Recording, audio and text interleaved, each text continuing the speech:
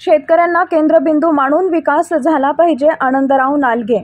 बळीराजा पार्टीचे 44 सांगली लोकसभा मतदारसंघाचे उमेदवार आनंदराव नालगे पाटील यांच्या प्रचाराची जत तालुका पूर्ण जत गुळवंजी धावडवाडी चोरोची ढालगाव या ठिकाणी सभा झाल्या व इडापिडा टळू दे बळीचे राज्य येऊ दे असे आवाहन उमेदवार आनंदराव नालगे पाटील यांनी मतदारांना केले.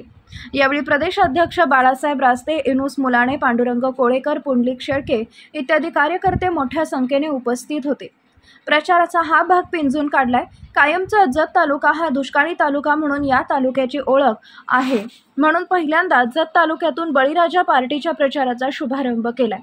येणाऱ्या 7 मे रोजी ऊस घेतलेला शेतकरी हे माझं चिन्ह असून या चिन्हासमोरील बटन दाबून शेतकऱ्यांचा, सर्वसामान्यांचा विकास करण्याची संधी मला आपण द्यावी ही बळीराजा पार्टीच्या वतीने आपल्याला कळकळीची विनंती. देश स्वतंत्र आहे का पारतंत्र्यामध्ये आहे? हे गेली 10 वर्ष भ्रष्टाचार खाईत लोटली गेलेल्या देशाला पारतंत्र्यातून बाहेर काढायचं असेल तर 2024ची ही निवडणूक आपल्या सर्वांच्या महत्त्वाची आहे. आत्ता नाही तर परत कधीच नाही. शेतकऱ्यांना केंद्रबिंदू मानून विकास झाला पाहिजे, पण तो आज झालेला दिसत नाही. शेतकऱ्यांच्या मालाला योग्य भाव नाही. महागाईचा भस्मासूर झालेला आहे. डिझेल, पेट्रोलचे दर गगनाला भिडलेत. म्हणून उद्याच्या निवडणुकीमध्ये आपण सर्वांनी बळीराजा पार्टीच्या उमेदवारांना प्रचंड मताने विजयी करावे असे आवाहन उमेदवार आनंदराव नालगे पाटील यांनी केले आहे.